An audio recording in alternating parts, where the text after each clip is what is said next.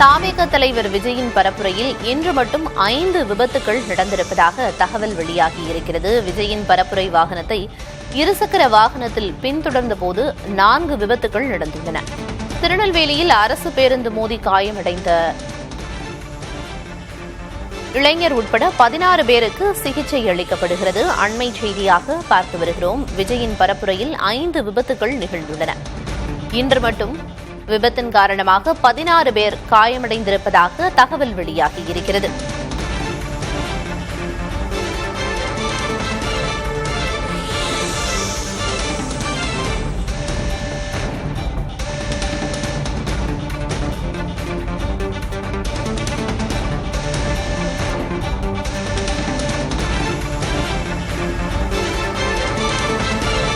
தாவேக தலைவர் விஜயின் பரப்புரையில் இன்று மட்டும் 5 விபத்துகள் நடந்துள்ளன.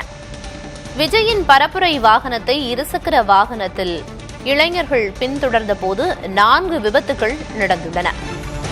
தொடர்ந்து திருநெல்வேலியில் அரசு பேருந்து மோதி காயமடைந்த இளைஞர் உட்பட 16 பேருக்கு சிகிச்சை அளிக்கப்படுகிறது.